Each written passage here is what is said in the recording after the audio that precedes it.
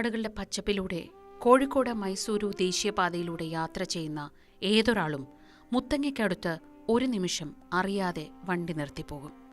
വൻമരങ്ങൾ ആകാശം മറയ്ക്കുന്ന വന്യമൃഗങ്ങളുടെ സാന്നിധ്യമുള്ള ആ കാനന മധ്യത്തിൽ പാതയുടെ ഇരുവശത്തുമായി പകുത്തുമാറ്റപ്പെട്ടതുപോലെ ഒരു പുണ്യസങ്കേതമുണ്ട്.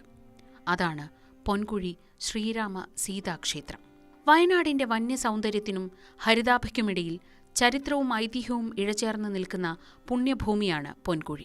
സുൽത്താൻ ബത്തേരിയിൽ നിന്നും ഏകദേശം 18 കിലോമീറ്റർ ദൂരത്തിൽ കർണാടക അതിർത്തിയോട് ചേർന്ന് വനാന്തരങ്ങളുടെ നിശബ്ദതയിൽ സ്ഥിതി ചെയ്യുന്ന ഈ ക്ഷേത്ര സമുച്ചയം കേവലം ഒരു ആരാധനാലയം മാത്രമല്ല, മറിച്ച് രാമായണത്തിലെ ഏറ്റവും വേദനാജനകമായ ഉത്തര രാമായണത്തിലെ സീതാപരിത്യാഗത്തിന്റെ കണ്ണീർ വീണ മണ്ണാണ്. പ്രകൃതിയും പുരാണവും തമ്മിലുള്ള അപൂർവമായ സംഗമം ഇവിടെ കാണാം. കോഴിക്കോട് മൈസൂരു ദേശീയപാത 766 ഈ ക്ഷേത്ര സമുച്ചയത്തെ രണ്ടായി വിഭജിച്ചുകൊണ്ട് കടന്നുപോകുന്നു എന്നത് ഈ പ്രദേശത്തിന്റെ ഭൗമശാസ്ത്രപരമായ ഒരു പ്രത്യേകതയാണ്. ഒരു കാലത്ത് കൊടും വനമായിരുന്ന ഈ പ്രദേശം ഇന്ന് ഭക്തിയുടെയും ചരിത്രാന്വേഷണത്തിന്റെയും പ്രധാന കേന്ദ്രമായി മാറിയിരിക്കുന്നു. പൊൻകുഴി എന്ന പേരിന് പിന്നിൽ പോലും രാമായണ കഥയുടെ സ്പന്ദനങ്ങളുണ്ട്. ശ്രീരാമനാൽ പരിത്യജിക്കപ്പെട്ട സീതാദേവിയുടെ കണ്ണീരും വേദനയും തളം കെട്ടി നിൽക്കുന്ന ഇടമാണ് പൊൻകുഴി എന്നാണ് വിശ്വാസം. രാമായണത്തിലെ ഉത്തര രാമായണ കഥാസന്ദർഭങ്ങളുമായി ഈ സ്ഥലത്തിന് അവിഭാജ്യമായ ബന്ധമുണ്ട്. ലങ്കാവിജയത്തിനു ശേഷം അയോധ്യയിൽ തിരിച്ചെത്തിയ ശ്രീരാമൻ പ്രജാഹിതം മാനിച്ചുകൊണ്ട് ഗർഭിണിയായ സീതയെ വനത്തിൽ ഉപേക്ഷിക്കാൻ ലക്ഷ്മണനോട് ആജ്ഞാപിക്കുന്നു. ഹൃദയഭാരത്തോടെ ലക്ഷ്മണൻ സീതാദേവിയെ എത്തിച്ചത് പൊൻകുഴിയിലെ ഈ വനാന്തരത്തിലാണെന്നാണ് പഴമക്കാർ പറയുന്നത്. തന്റെ പ്രിയതമനാൽ ഉപേക്ഷിക്കപ്പെട്ട സീത ആ പൊൻകുഴിയിലെ വലിയ ആൽമരച്ചുവട്ടിലിരുന്ന് വാവിട്ട് കരഞ്ഞെന്നും ആ കണ്ണുനീർ ഒഴുകിപ്പരന്നാണ് ഇന്നത്തെ സീതാതീർത്ഥം അഥവാ സീതാകുളം എന്ന കുളമുണ്ടായതെന്നും ഐതിഹ്യങ്ങൾ പറയുന്നു. കൊടും വേനലിലും വറ്റാത്ത ഈ തടാകം പ്രകൃതിയുടെ ഒരു വിസ്മയമാണ്. പച്ചപ്പായൽ മൂടിക്കിടക്കുന്ന ഈ കുളത്തിലെ വെള്ളം സീതയുടെ പരിശുദ്ധിയുടെ പ്രതീകമായി ഭക്തർ കരുതുന്നു. സീതയെ ഉപേക്ഷിച്ച ശേഷം ലക്ഷ്മണൻ തിരികെ പോയ ആൽമരച്ചുവട് ഇന്നും ഭക്തർക്ക് ഒരു നൊമ്പരമായി നിലകൊള്ളുന്നു. പിന്നീട് ഈ കാട്ടിൽ വെച്ചാണ് ആദികവി വാൽമീകി മഹർഷി സീതയെ കാണുന്നതും തന്റെ ആശ്രമത്തിലേക്ക് കൂട്ടിക്കൊണ്ടുപോകുന്നതും. ഈ കഥാതന്തുവാണ് പൊൻകുഴിയെ മറ്റ് ക്ഷേത്രങ്ങളിൽ നിന്ന് വ്യത്യസ്തമാക്കുന്നത്. പൊൻകുഴി ക്ഷേത്രത്തിന്റെ വാസ്തുവിധിയും പ്രതിഷ്ഠാരീതിയും വളരെ സവിശേഷമാണ്. ക്ഷേത്രത്തിലെ പ്രധാന ശ്രീകോവിൽ സന്ദർശിക്കുന്ന ഏതൊരു ഭക്തനെയും വിസ്മയിപ്പിക്കുന്നത് അവിടുത്തെ പ്രതിഷ്ഠാരീതിയാണ്. പ്രധാന ക്ഷേത്രത്തിൽ ശ്രീരാമൻ ഒറ്റയ്ക്കല്ല വസിക്കുന്നത്, മറിച്ച് സീതയും ലക്ഷ്മണനും ഭക്ത ഹനുമാനുമടങ്ങുന്ന ഒരു സമ്പൂർണ്ണ രാമകുടുംബമാണ് ഇവിടെയുള്ളത്. ഒരേ പീഠത്തിൽ ഈ 4 വിഗ്രഹങ്ങളും പ്രതിഷ്ഠിക്കപ്പെട്ടിരിക്കുന്നു എന്നത് അപൂർവമായ ഒരു കാഴ്ചയാണ്.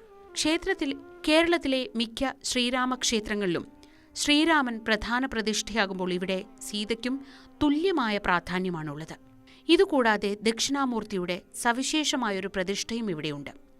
ഹൈന്ദവ വിശ്വാസമനുസരിച്ച് ജ്ഞാനത്തിന്റെ മൂർത്തിയായ ദക്ഷിണാമൂർത്തിയെ ആരാധിക്കുന്നത് വിദ്യാലാഭത്തിനും മാനസിക ശാന്തിക്കും ഉത്തമമാണ്. ഗണപതി, സുബ്രഹ്മണ്യൻ, ദുർഗാദേവി, അയ്യപ്പൻ, ഗോശാലകൃഷ്ണൻ എന്നിങ്ങനെയുള്ള ഉപദേവതകളും ഈ ക്ഷേത്ര സമുച്ചയത്തിന്റെ ആത്മീയ ചൈതന്യം വർദ്ധിപ്പിക്കുന്നു. വനവാസത്തിന്റെ കഠിനപാതകളിൽ ലക്ഷ്മണൻ പ്രകടിപ്പിച്ച സേവനത്തിന്റെയും അനുസരണത്തിന്റെയും മൂർത്തരൂപമായാണ് ഇവിടെ ലക്ഷ്മണ വിഗ്രഹത്തെ സങ്കല്പിച്ചിരിക്കുന്നത്. ശ്രീരാമപാദങ്ങളിൽ ഭക്തിയോടെ വസിക്കുകയാണ് ഹനുമാൻ സ്വാമി. ഉത്തര രാമായണത്തിലെ സീതാപരിത്യാഗത്തിന്റെ കഥാഭൂമിയായതിനാൽ തന്നെ ഇവിടുത്തെ സീതാദേവി ദുഃഖിതയായ മാതാവായാണ് ആരാധിക്കപ്പെടുന്നത്.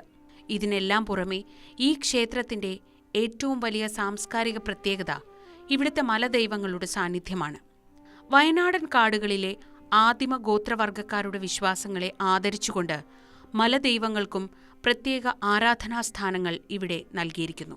ദേശീയപാതയുടെ ഒരു വശത്ത് ശ്രീരാമക്ഷേത്രമാണെങ്കിൽ മറുഭാഗത്ത് സീതാദേവി ക്ഷേത്രവും ഹനുമാൻ ക്ഷേത്രവും സ്ഥിതി ചെയ്യുന്നു. ഈ വേർതിരിവ് പോലും സീതയുടെ വനവാസകാലത്തെ ഏകാന്തതയെയും വിരഹത്തെയും സൂചിപ്പിക്കുന്നതായി ഭക്തർ വിശ്വസിക്കുന്നു. സീതാക്ഷേത്രത്തിന് തൊട്ടുപിന്നിലായാണ് വിശുദ്ധമായ ഒരു സീതാതീർത്ഥം സ്ഥിതി ചെയ്യുന്നത്. കൊടും വേനലിലും വറ്റാത്ത ഈ തടാകം പ്രകൃതിയുടെ ഒരത്ഭുതമാണ്. തടാകത്തിലെ വെള്ളത്തിന് പച്ച നിറമാണെങ്കിലും അത് വളരെ ശുദ്ധമാണെന്ന് കരുതപ്പെടുന്നു. പലപ്പോഴും ഈ കുളത്തിലെ പായലുകളുടെ നിറം മാറുന്നത് ഭക്തർ ഒരത്ഭുതമായി കാണാറുണ്ട്. സീതാദേവി ഇവിടെ താമസിച്ചിരുന്ന കാലത്ത് ഉപയോഗിച്ചിരുന്ന കുളമാണ് ഇതെന്നാണ് വിശ്വാസം. വിരഹവേദന അനുഭവിക്കുന്ന സ്ത്രീകൾ തങ്ങളുടെ ദുഃഖങ്ങൾ ശമിക്കാൻ ഈ തീർത്ഥക്കരയിൽ വന്ന് പ്രാർത്ഥിക്കുന്നത് ഇവിടുത്തെ പതിവാണ്. പൊൻകുഴിയുടെ ചരിത്രത്തിലേക്ക് നോക്കുകയാണെങ്കിൽ അതിന് നൂറ്റാണ്ടുകളുടെ പഴക്കമുണ്ടെന്ന് കാണാം. ഏകദേശം 700 വർഷങ്ങൾക്ക് മുൻപ് ഈ വനത്തിലൂടെ കടന്നുപോയ ഒരു പ്രാദേശിക രാജാവാണ് ക്ഷേത്രാവശിഷ്ടങ്ങൾ കണ്ടെത്തുന്നത്. കാടുമൂടിക്കിടന്ന ഈ പുണ്യഭൂമിയിൽ തപസ്വികൾ ആരാധിച്ചിരുന്ന സാളഗ്രാമങ്ങളും മറ്റ് ചൈതന്യ വസ്തുക്കളും രാജാവിന്റെ ശ്രദ്ധയിൽപ്പെട്ടു. അദ്ദേഹം ആ സ്ഥലത്തിന്റെ പവിത്രത മനസ്സിലാക്കുകയും ഒരു ക്ഷേത്രം നിർമ്മിക്കാൻ ഉത്തരവിടുകയും ചെയ്തു. എന്നാൽ 300 വർഷങ്ങൾക്ക് മുൻപ് നടന്ന ചില അധിനിവേശങ്ങളിലോ പ്രകൃതിക്ഷോഭങ്ങളിലോ ഈ ക്ഷേത്രം വീണ്ടും നശിപ്പിക്കപ്പെട്ടതായി പറയപ്പെടുന്നു. പിന്നീട് 2004 ഇന്ന് കാണുന്ന രീതിയിലുള്ള ക്ഷേത്രത്തിന്റെ പുനരുദ്ധാരണവും പ്രതിഷ്ഠാകർമ്മങ്ങളും നടന്നത്. ആദിവാസി സമൂഹങ്ങളുടെ ജീവിതവുമായി ഈ ക്ഷേത്രം ആഴത്തിൽ ബന്ധപ്പെട്ട് കിടക്കുന്നു. ഇവിടുത്തെ മലദൈവങ്ങളുടെ സാന്നിധ്യവും അവർക്ക് നൽകുന്ന വെള്ളാട്ടും തിറയും ക്ഷേത്രത്തിന്റെ ഗോത്രാചാരപരമായ പ്രാധാന്യത്തെ വിളിച്ചോതുന്നു. ആദികവി വാൽമീകി മഹർഷിയുടെ ആശ്രമം ഈ പ്രദേശത്തായിരുന്നുവെന്നാണ് മറ്റൊരു ശക്തമായ വിശ്വാസം. ഗർഭിണിയായ സീതയെ വനത്തിൽ വെച്ച് കണ്ടുമുട്ടിയ വാൽമീകി തന്റെ ആശ്രമത്തിലേക്ക് കൂട്ടിക്കൊണ്ടുപോയെന്നും അവിടെ വെച്ചാണ് ലവകുശന്മാർ ജനിച്ചതെന്നും കരുതപ്പെടുന്നു. പൊൻകുഴിയിൽ നിന്ന് അധികം അകലെയല്ലാതെ മുള്ളൻകൊല്ലി എന്ന സ്ഥലത്താണ് വാൽമീകി ആശ്രമം ഉണ്ടായിരുന്നതെന്നാണ് പറയപ്പെടുന്നത്. ലവകുശന്മാർ രാമായണ കഥ പാടി നടന്നതും ശ്രീരാമന്റെ യാഗാശ്വത്തെ പിടിച്ചുകെട്ടിയതുമായ സ്ഥലങ്ങൾ വയനാടിന്റെ വിവിധ ഭാഗങ്ങളിൽ ഇന്നും അടയാളപ്പെടുത്തപ്പെട്ടിട്ടുണ്ട്. അതിൽ പ്രധാനപ്പെട്ട ഒന്നാണ് പൊൻകുഴിക്കടുത്തുള്ള ആലിൻകുളം. രാമായണത്തിലെ കഥാസന്ദർഭങ്ങൾ കേവലം കെട്ടുകഥകളല്ലെന്നും അവയ്ക്ക് ഈ മണ്ണുമായി അഭേദ്യമായ ബന്ധമുണ്ടെന്നും ഇവിടുത്തെ ജനങ്ങൾ ഉറച്ചു വിശ്വസിക്കുന്നു. ആത്മീയതയ്ക്കൊപ്പം തന്നെ മാനുഷികമായ മൂല്യങ്ങൾക്കും പൊൻകുഴി ക്ഷേത്രം വലിയ വില നൽകുന്നു. ബത്തേരി മഹാഗണപതി ക്ഷേത്ര സമിതിയുടെ കീഴിലാണ് ഈ ക്ഷേത്രം ഇപ്പോൾ പ്രവർത്തിക്കുന്നത്. ഭക്തർക്ക് താമസിക്കാനും പ്രാർത്ഥിക്കാനുമുള്ള സൗകര്യങ്ങൾ ഇവിടെ ഒരുക്കിയിട്ടുണ്ട്. പ്രത്യേകിച്ച് മണ്ഡലകാലത്ത് അയ്യപ്പ ഭക്തർക്ക് ഇതൊരു പ്രധാന ഇടത്താവളമാണ്. കർണാടക അതിർത്തിയോട് ചേർന്നായതുകൊണ്ട് ഇതര സംസ്ഥാനങ്ങളിൽ നിന്നുള്ള തീർത്ഥാടകരും ഈ ക്ഷേത്രത്തിന്റെ സൗകര്യങ്ങൾ ഉപയോഗപ്പെടുത്തുന്നു.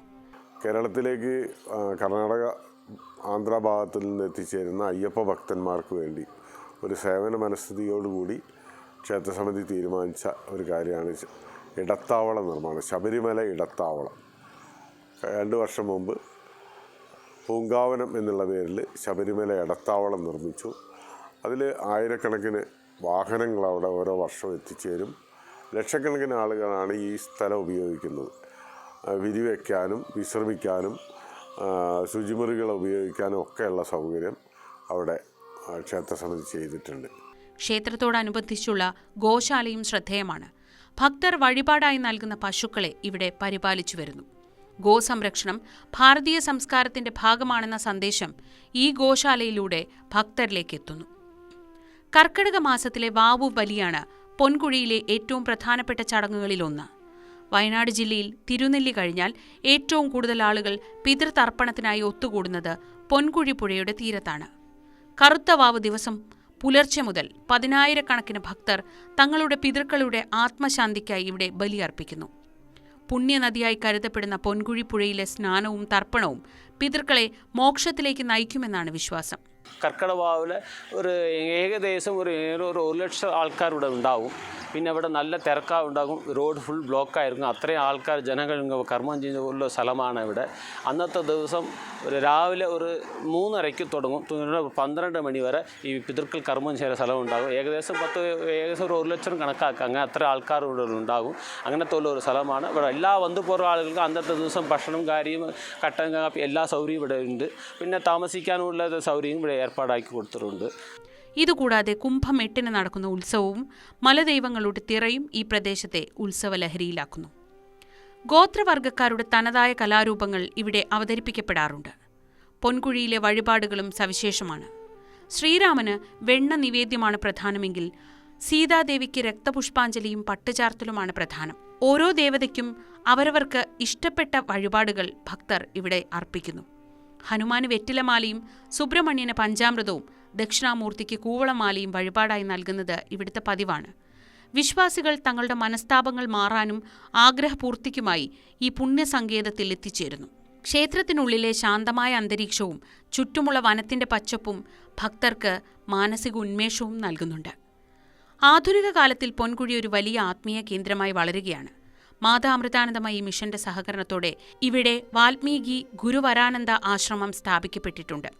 ആശ്രമത്തിന്റെ ശിലാന്യാസം നിർവഹിച്ചത് മാതാ അമൃതാനന്ദമയി തന്നെയാണ്. ആശ്രമത്തിനുള്ളിൽ രാമായണ കഥാസന്ദർഭങ്ങൾ ശില്പങ്ങളിലൂടെയും ചിത്രങ്ങളിലൂടെയും മനോഹരമായി ആവിഷ്കരിച്ചിരിക്കുന്നു. ഇത് പുതിയ തലമുറയ്ക്ക് രാമായണ മൂല്യങ്ങളെക്കുറിച്ചും ചരിത്രത്തെക്കുറിച്ചും അറിവ് നൽകാൻ സഹായിക്കുന്നു. കേവലം ഒരു ആരാധനാലയം എന്നതിലുപരി ഒരു സാംസ്കാരിക പഠന കേന്ദ്രം കൂടിയായി പൊൻകുഴി മാറിക്കൊണ്ടിരിക്കുകയാണ്. വയനാടിന്റെ ടൂറിസം ഭൂപടത്തിലും പൊൻകുഴിക്ക് വലിയ സ്ഥാനമുണ്ട്. മുത്തങ്ങ വന്യജീവി സങ്കേതത്തിന് തൊട്ടടുത്തായതുകൊണ്ട് പ്രകൃതി സ്നേഹികൾക്കും സഞ്ചാരികൾക്കും ഈ ക്ഷേത്രം എളുപ്പത്തിൽ സന്ദർശിക്കാം. വനയാത്രയിൽ ലഭിക്കുന്ന ഈ ആത്മീയ അനുഭവം സഞ്ചാരികൾക്ക് മറക്കാനാവാത്ത ഒന്നാണ്. ദേശീയപാതയിലൂടെ പോകുന്ന യാത്രികർ അല്പനേരം വണ്ടി നിർത്തി ഈ ക്ഷേത്രത്തിന്റെ ശാന്തതയിൽ ലയിക്കാറുണ്ട്. പ്രകൃതിയും ദൈവവും ഒന്നാണെന്ന വലിയ സത്യമാണ് പൊൻകുഴി നമുക്ക് പകർന്നു നൽകുന്നത്. സീതാദേവിയുടെ കണ്ണീരിൽ നിന്ന് പിറന്ന ആ തീർത്ഥവും രാമസ്മരണ ഉയർത്തുന്ന ആ വനാന്തരവും ഇന്നും മനുഷ്യഹൃദയങ്ങളെ ശുദ്ധീകരിക്കുന്നു. ഐതിഹ്യങ്ങൾ എത്ര തന്നെ പഴക്കമുള്ളതായാലും അവ പകരുന്ന സന്ദേശം നിത്യഹരിതമാണ്. സഹനത്തിന്റെയും ത്യാഗത്തിന്റെയും ഭക്തിയുടെയും കഥ പറയുന്ന പൊൻകുഴി ശ്രീരാമ സീതാക്ഷേത്രം വയനാടൻ മണ്ണിലെ ഒരു വിലമതിക്കാനാവാത്ത രത്നമാണ്. ഇവിടെ എത്തുന്ന ഓരോ ഭക്തനും ആ പുണ്യതീർത്ഥത്തിൽ സ്നാനം ചെയ്യുമ്പോൾ തങ്ങളുടെ ദുഃഖങ്ങൾ കഴുകിക്കളയുന്നതായും പ്രത്യാശയുടെ പുതിയ കിരണങ്ങൾ ദർശിക്കുന്നതായും അനുഭവപ്പെടുന്നു. ചരിത്രമുറങ്ങുന്ന ഈ മണ്ണ് വരും തലമുറകൾക്കും ഭക്തിയുടെയും സംസ്കാരത്തിന്റെയും പാഠങ്ങൾ പകർന്നു നൽകിക്കൊണ്ടിരിക്കും. ക്ഷേത്ര ദർശനത്തിനായി എത്തുന്നവർക്ക് പുലർച്ചെ 6 മണി മുതൽ ഉച്ചയ്ക്ക് 12:30 വരെയും വൈകുന്നേരം 5 മണി മുതൽ 7 മണി വരെയും ഇവിടെ ദർശനം നടത്താവുന്നതാണ്. യാത്രകൾക്കും താമസത്തിനും ഇന്ന് സൗകര്യങ്ങൾ വർദ്ധിച്ചിട്ടുണ്ടെങ്കിലും വനത്തിന്റെ സ്വാഭാവികത നഷ്ടപ്പെടുത്താതെ തന്നെ ഈ ക്ഷേത്രം ഇവിടെ സംരക്ഷിക്കപ്പെടുന്നു. ഇത് ഏറെ സന്തോഷകരമാണ്. സുൽത്താൻ ബത്തേരിയിൽ നിന്നും ബസ് മാർഗമോ സ്വകാര്യ വാഹനങ്ങളിലോ വളരെ എളുപ്പത്തിൽ ഇവിടെ എത്തിച്ചേരാം.